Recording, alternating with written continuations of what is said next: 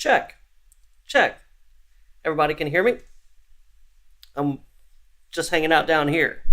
Uh, anybody here? Anybody hearing anything? I'm taking kind of a risk with this live this time because I'm running 5 pieces of software at the same time on a MacBook from about 15 years ago. So we'll see if it works. I think it will. I've been testing it for the last half hour. It should be all right. If there's any issue with the sound, just leave it in the comments. I'll see it right here. This is going to be kind of a fun little... I'm just going to improvise today for today's lesson. My Greeks and Barbarians. Welcome to Western Music 0, Week 4. Sight reading and using Musescore. It's mostly going to be just about sight reading and figuring out how to kind of like get started when you have a piece of music that you're reading. So, how we're going to do all of this is we're just going to use Musescore. And we'll go over a couple of things that we kind of looked at last week and the week before. First things first, time signatures. As you might remember, this 4/4 means there's 4 beats and a quarter gets a beat. So I can go in here and I can put 4 G's. Remember, this clef makes this line a G. So that's a G. G, G, G, G. So now we have a bar of 4/4 with 4 quarter notes. As you can see, if I continue on, that measure will also get 4 beats of a quarter note in length each. So you just keep going. G, G, G, G, G, G, G, G. And as you can see, just kind of, that's how music is organized. You put 4/4 here and it puts 4 beats in every bar moving forward. Pretty simple, huh? Now watch this. If I change the time signature, let's say to 3/4. Notice what just happened.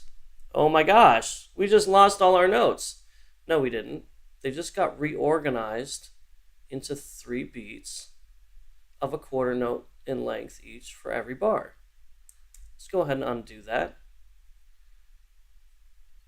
Now, if we go to 5/4, watch what happens there. 5 beats of a quarter note length each. Let's say we want to go to 9/8. Things get a little complicated here because, as you might remember, an eighth note is half as long. That's this note with the little tail on it. That's an eighth note. That's half as much time as a quarter note. So this is 9/8 notes. So this is 4 quarters. So each one of these quarters is 2 eighth notes. 2 plus 2 is 4, plus 2 is 6, plus 2 is 8. And then you have your 9th little beat, which is an eighth note.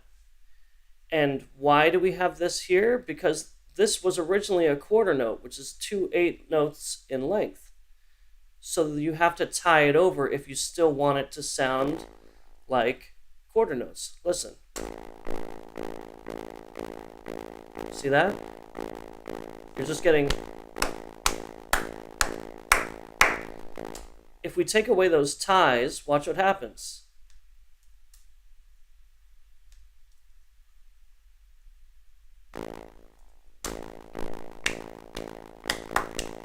See that?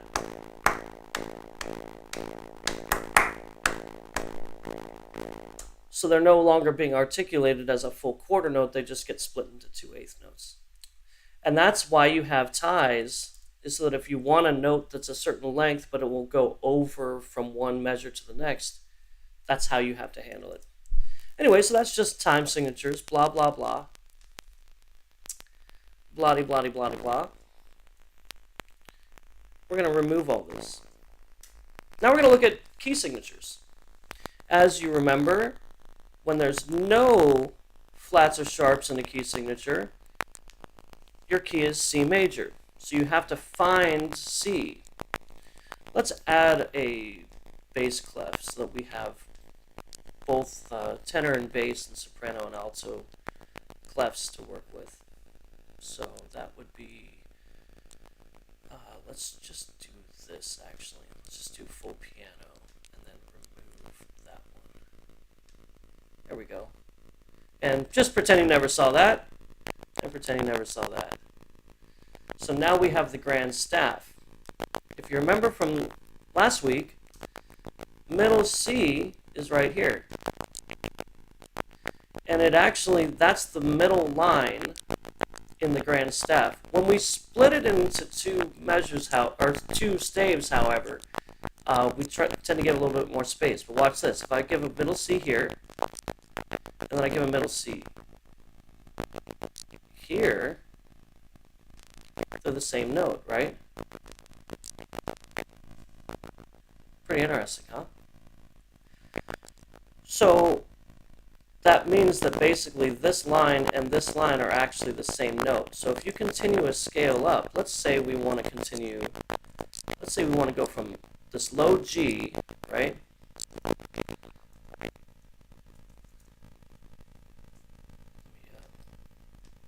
fix my buffer a little bit just in case. That should be better. As I work on this, it might actually start eating up computer time, and I just don't want the sound to get super crackly. So, if we start by going from this low G, we just work our way up. G, A, B, C, D, E, F, G, A, B, C. And then we can continue, actually, from the treble staff, because it's the same note. See that?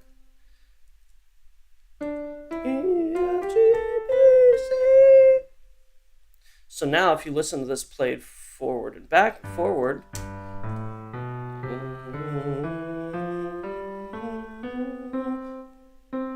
and see how that's how the staff continues up. Now, how do you find do here? Well, you really have to kind of just know that if there's no sharps and flats, that your key is C major. It's all the white keys on a piano. So then you just need to know where your C's are. As you might remember, we had the empty garbage before dad flips for the lines, and then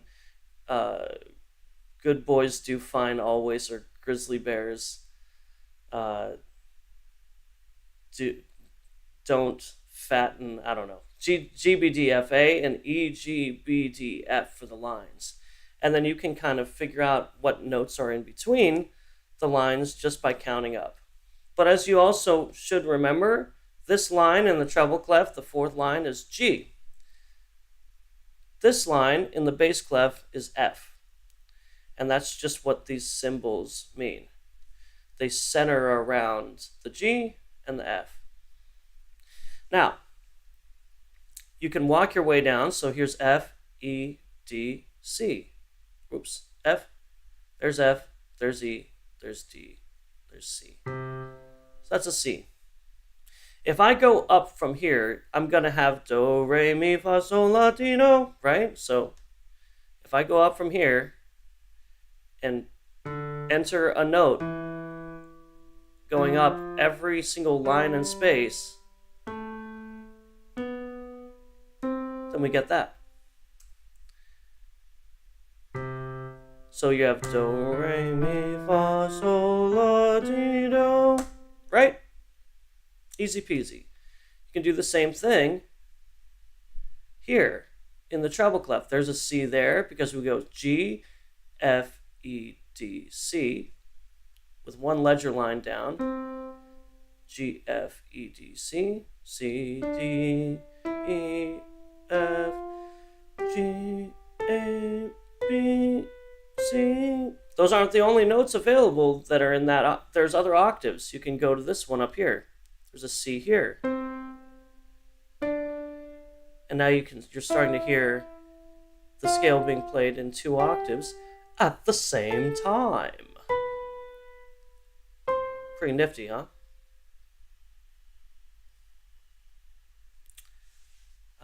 Let me check this.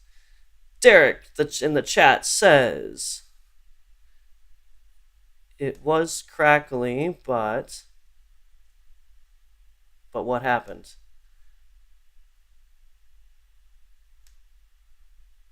But after what you did just now, it's perfect. Yeah, just let me know if it goes crackly. I just have to reset the audio driver. I'm kind of doing something you're not supposed to be doing when we're doing lives. What I'm doing is kind of a weird thing. So anyway, let me put that chat back into my streamer so I can see that better. It was kind of cut off there. How do we dock that back in? Oh well, I'll just put it over here. All right.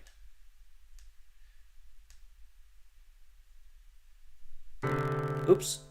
So in the same way, you have C, you can go down an octave, B, A, G, F, E, D, C, 2 ledger lines below. And so now you can hear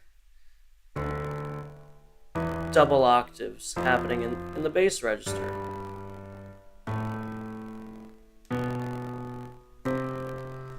So there you go.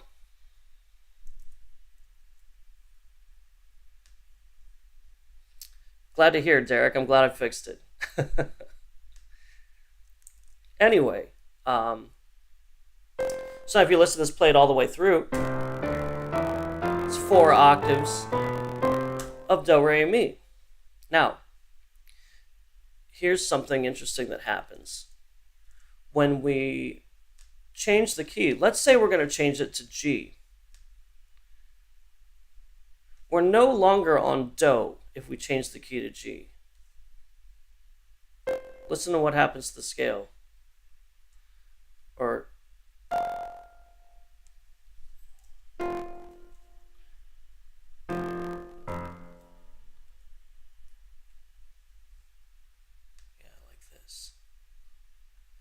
so,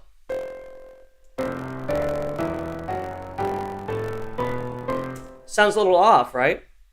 Do, re, mi, fa, sol, la, ti, do. So it's not fa anymore, it's changed. So we have to transpose this to wherever our do is. And when you're doing key signatures, it's the note right above the last sharp in your key signature. So we'll do this in several keys just so you get an idea. So we have F sharp here. So our do is going to be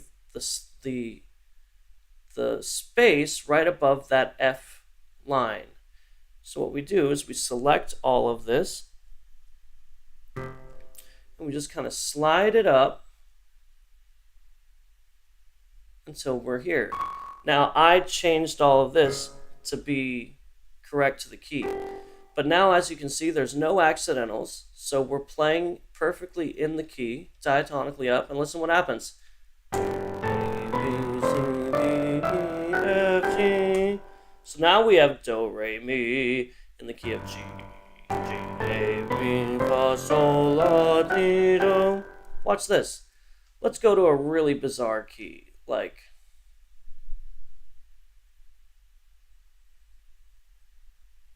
this one.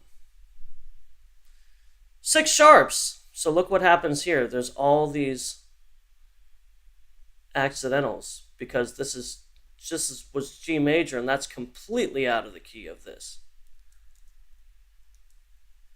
So we look at the last sharp, which is C sharp, and that means we go 1 up from there. But that doesn't mean it's D, because we have to take a look at if it has a sharp or not.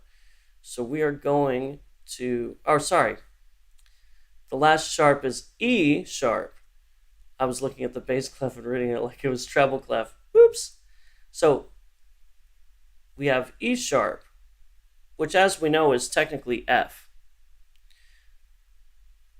So the note above it is F, but there's a sharp in the key. So it's F sharp major. So what we need to do is we need to move it so that this note, which is our do, is on F sharp, which conveniently is just 1/2 step down. And now you have Do, re, mi, fa, sol, la, ti, do, in F sharp. Now let's completely change this around to use a flat key. We're going to go to A flat major. So now this is completely out of the key of A flat. You see all these notes are sharps. It's just all over the place. What's the trick to figuring out where your do is in a flat key? You look at the second to last flat, and that's your do. So a lot of people, especially non-woodwind players, are very intimidated by flat keys, but I actually find them to be a lot easier to read once you know that trick. So we need to move this do to A flat. And look at that. There's no accidentals anymore. What's that sound like?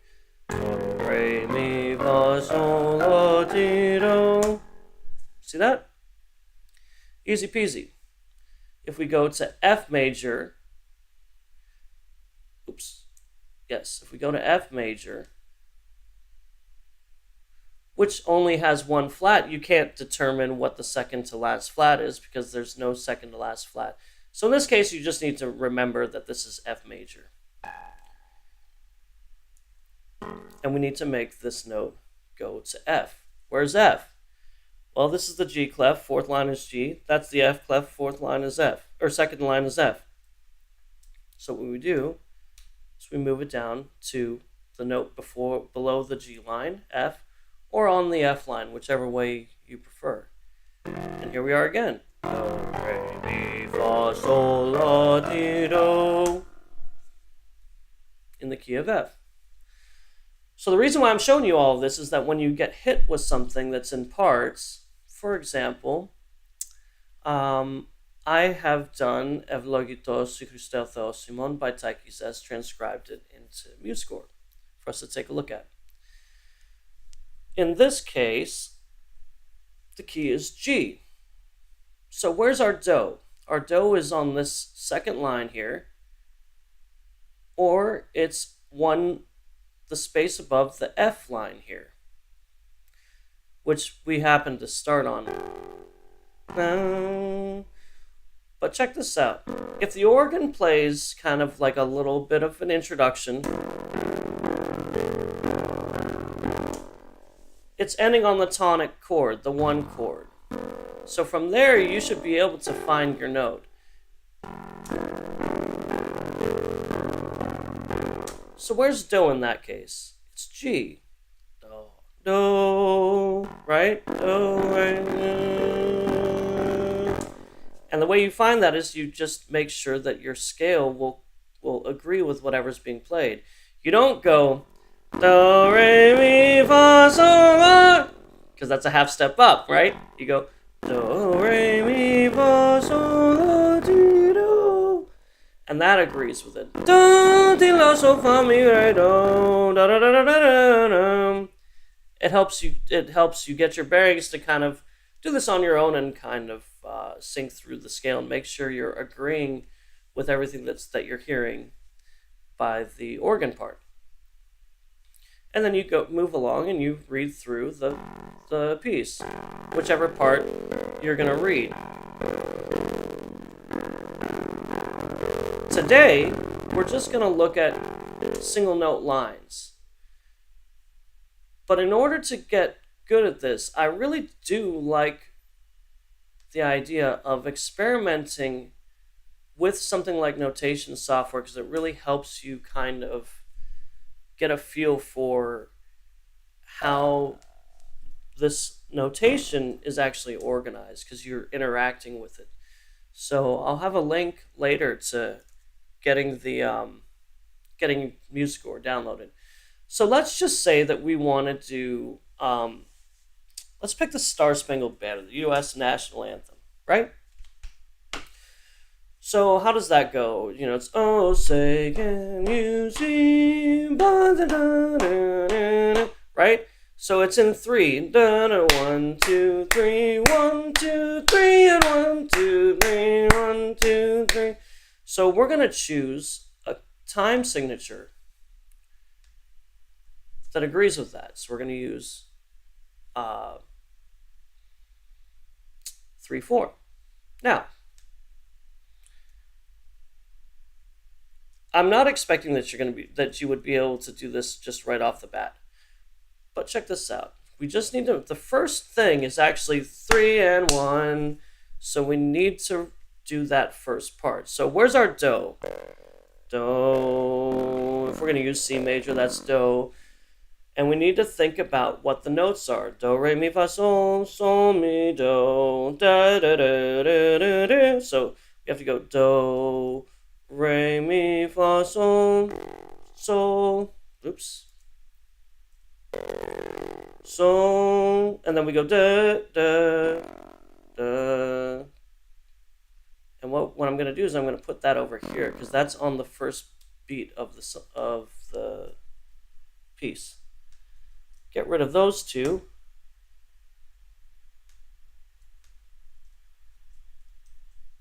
And now we have a pickup. Do, do, do. Now these are all quarter notes. Do, do, do, do. So what we do is we try to find those. So we know that it's do, re, mi, fa, sol, do, do, do, do, do. Right? And then this note is held longer, so we use the half note. Da, da, da, da, da, da. And then we have another short set of notes. Da, da, da. Right? And then we're back to quarters again. Da, na, na. Wait. What? It's not. Na, na, na, na, na. That doesn't sound right, right? If we play that. No, that note here needs to be raised up. So we actually have an accidental here.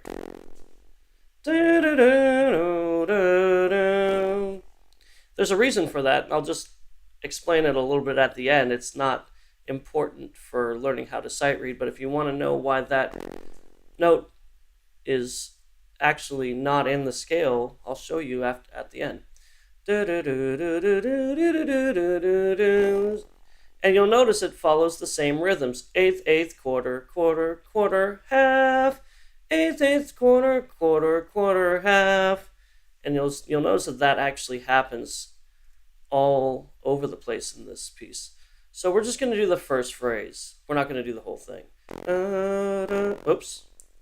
Not da da. It's what so. And then we have ba, which is not down there, the lower octave, where it's up from da da da. So we have to find that note. Now here's an example where we go da, da, da. So da, what's that? That's a full beat, da, and then a half a beat. So it's like this. You have to put a dot because it's 1.5 doo doo.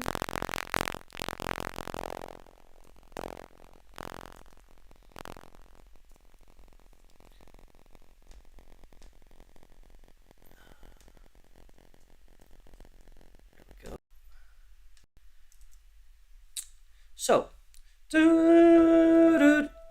See,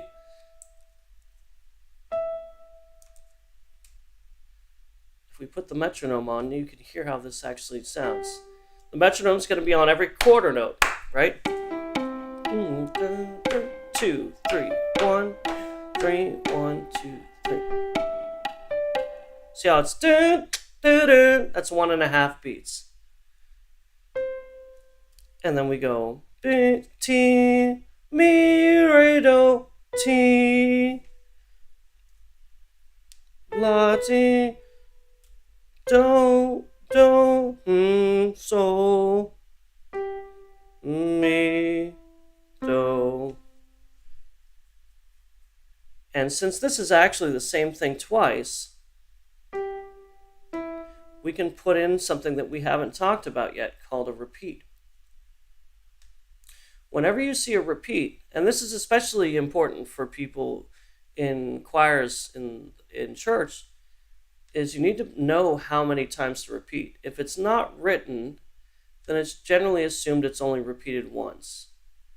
But there's a lot of cases where, you'll have Aios o Theos, which is meant to be sung 3 times, and so you'll see some In that instance, you'll see this kind of just written above 3x, like that. Now, this is not Adios Theos, this is Star Spangled Banner, so we only do it twice. So watch what happens when I put that repeat in there.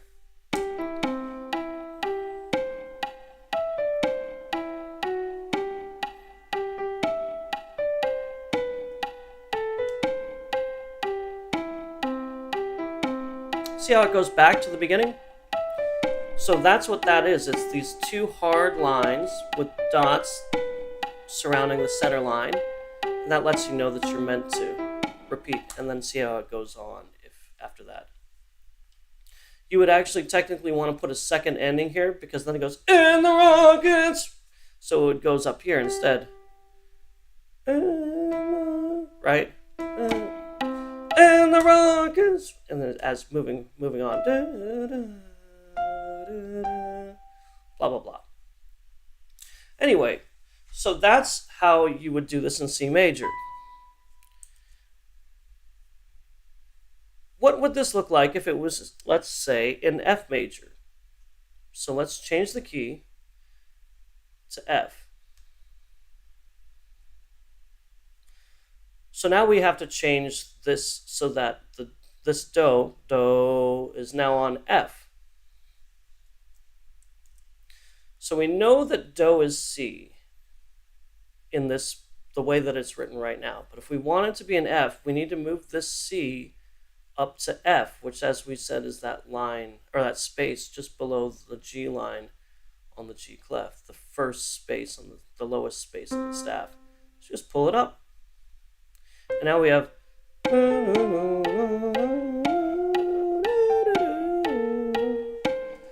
but we have to fix this again. This will always be an accidental. Watch what happens. Let's put it in E flat major. So now we select all this, and we need to move this F down to the E line. And now we're on E flat. E flat, G, F, E flat.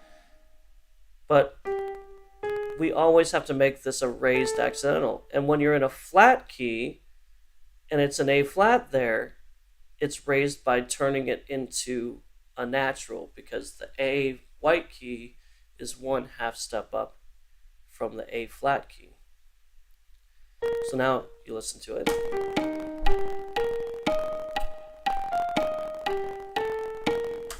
Now, okay, I know some of you are probably more advanced and are like, "Andrew, this is not really how it goes, is it?" And no, it's not. That should be a dotted eighth. That should be a dotted eighth. And that should be a dotted eighth. What that does is just kind of adds a little bit of a lilt to that thing, because this comes from the idea of a French overture, which a lot of people say might be actually the precursor to swing and how swing kind of happened, because the French march has kind of that sort of lilts to it. Ah, that sounds a lot better, doesn't it? Anyway, let's do this again in another key, shall we? Let's go to A major instead of A flat. So A major, come on, highlight, there you go. So now we need to take, instead of E flat major, we're going to A major. So where's A? Well, it's the space above the G line, right? So we move everything up to A. We could also move it down G, F, E, D, C, B, A. 2, so A, G, F, E, D, C, B, A. But again, that note needs to be sharpened.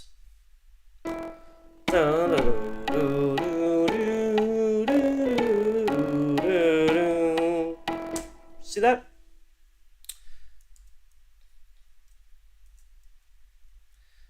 So, let's go back to just C major so we can kind of make everything basic. So let's go back to C major. Let's retranspose this so that it's back in C, right? And then bring this F sharp back. So, why do we have this F sharp? This is just a little theory thing on the side. let's just say that we're going to orchestrate this, and we're just going to say we'll do, oops, make a C major chord there. Maybe we can do like a G over B. Oops.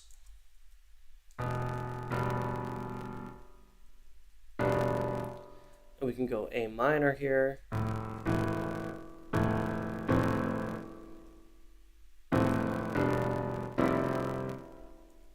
So it sounds like this. Is the audio still good, guys? So now we have kind of some movement. And let's just be kind of silly and keep that as A minor.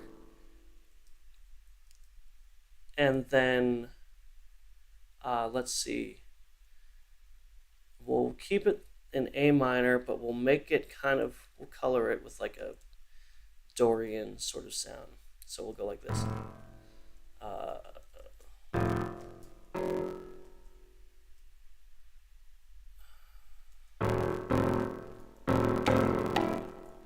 And then here, this F sharp, this is the reason why that's there is because the intent of the composer was to make this a D7 chord. And you know what?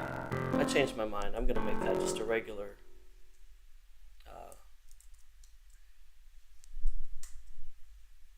Come on.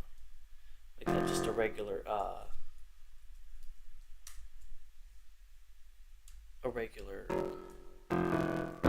A minor chord. So why is that? Because we're creating a leading tone to a G chord.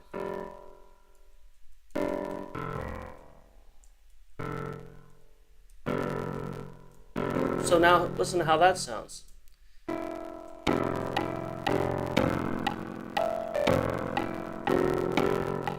That's why. Just a little aside. Anyway, so now that we have kind of an idea of how music works and how you want to find where your do is depending on the key, we go back to a piece like Evlogitos. And what I'm going to do here is I'm going to mute everything except for the main voice. So you can get an idea of how it sounds. So we're going to go like this. Select same voice. No, sorry.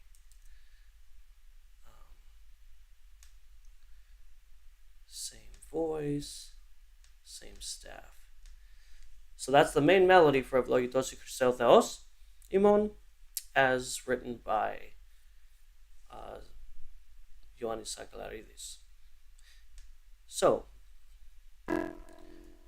this is the soprano line that has the melody. Right?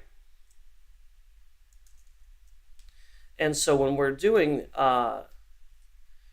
when we're working with learning how to read something like this, it's nice to have an organist play your part, but you should be able to read it yourself.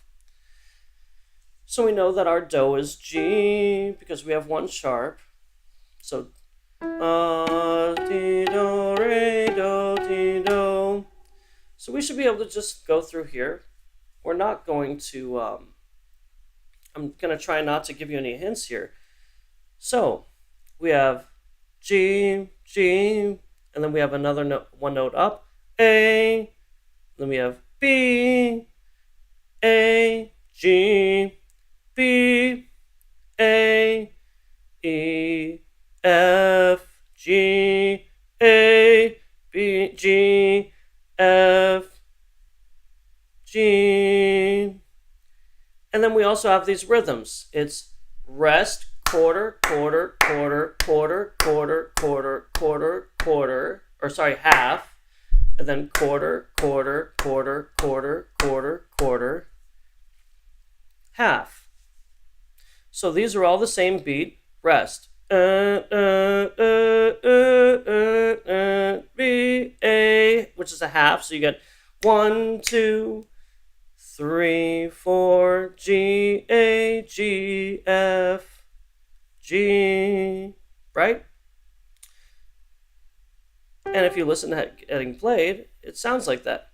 Rest. 2, 4, 1, 2, 3, 4, 1, 2, 3, 4, 1, 2, 3, 4, 1, 2.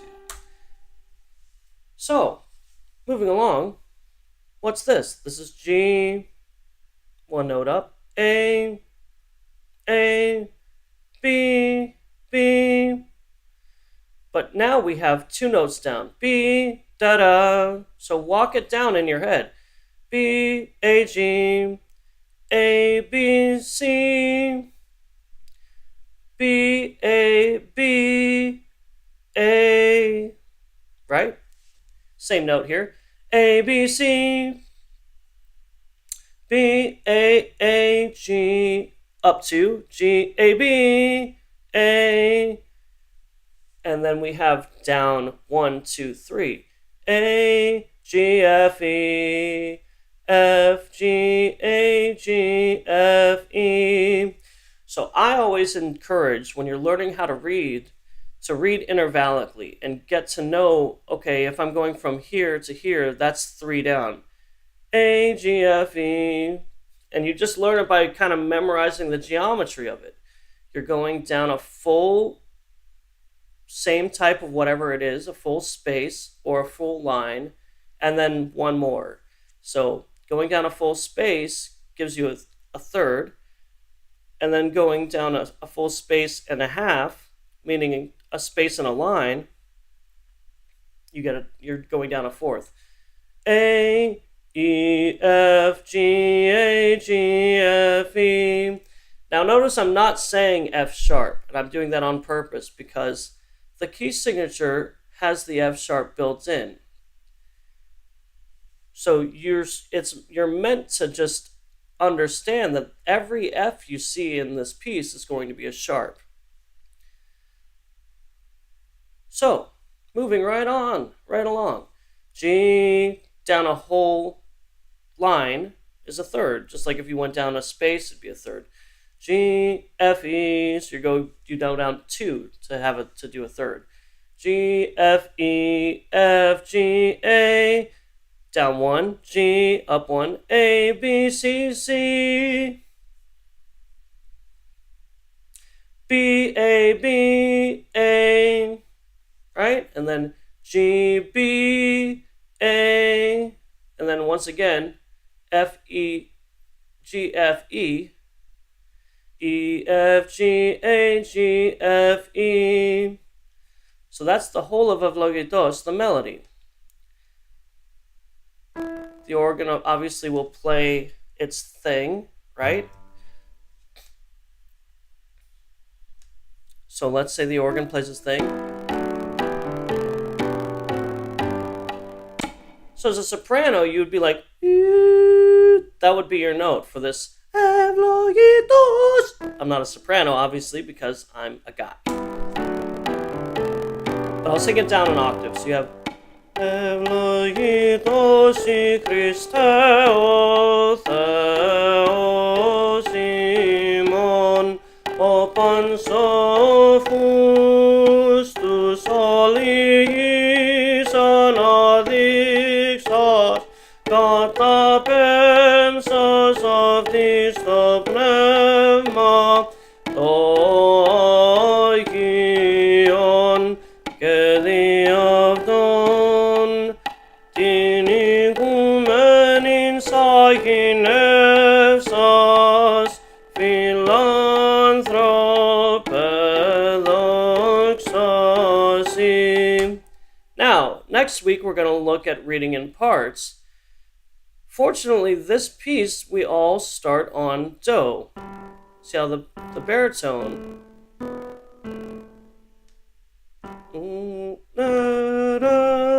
has a different part, but it all starts on the same note.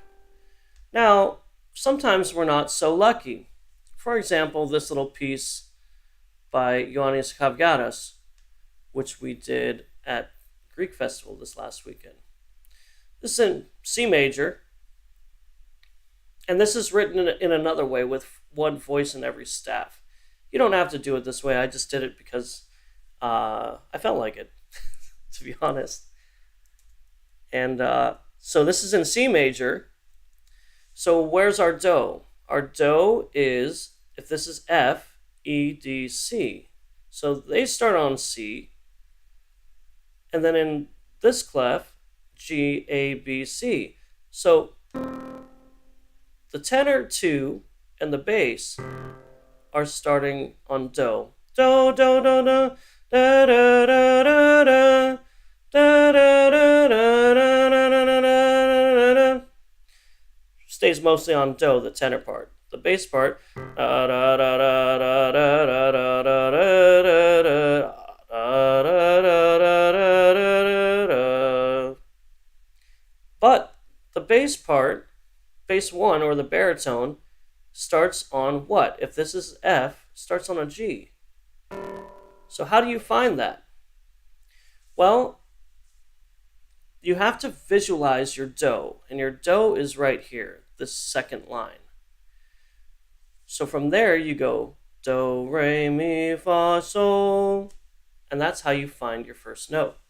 If all you're getting is from your choir master, do, then you need to know that you're up 5 from there. 1, 2, 3, 4, 5.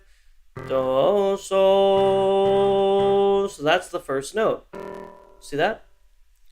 And then tenor 1 is also not on C. It's up a third, right? 1, 2, 3. 1, 2, 3. So your first note is he. Bass has da. The baritone is up 5 or up 4.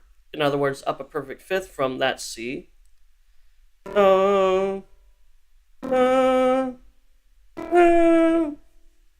And that's how you find your part.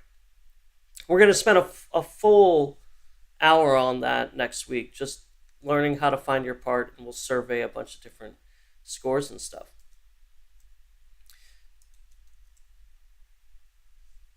And I think that's all I'm going to give you for this week, because it's kind of a lot, but you kind of get the idea of how to find your do. You find your do, and then you just read intervallically. How many lines or spaces is it going up? Is it just going up to the next line or space? Or is it going up 2? Or is it going up 3? And you just count it up and down. You'll find that the more that you do that, the more automatic you'll go, oh, it's da da da da E G C E G B. You're able to kind of just nail those without even walking them up, because they're just like in the same way as singing a scale. Singing those intervals becomes more and more in tune the more you do it. So as you can see here, you can get Musescore at musescore.org. It's completely free. It's what I use whenever I write my scores and whatnot. And you can kind of pull it open and mess around with key signatures and just kind of be a little interactive with it, so you can kind of get an idea of how, like, oh, if I try this, what's that going to sound like? Or if I try this, what's that going to sound like? And just pay real attention to what you're doing and how it reacts musically to what you do. And it helps you kind of understand the relationships between, whole notes, half notes, quarter notes, eighth notes, all that sort of stuff. And they have a full documentation online. All I do is I just type Google. Into Google, I go Musescore, how to, whatever, and it does it right for you. So that's it. We'll see you next week, and we'll start looking at part reading. We're gonna just go through 4 parts of 2 or 3 different hymns, and it should be a lot of fun. So we will see you then, and stick around for Biz Music Part 4. It's the rhythmic and otherwise chaotic systems of organizing rhythms in Byzantine music. It's a lot of fun. So we'll see you next time. Take care, my Greeks and barbarians, and sing loud, glorious mistakes. All right, see ya.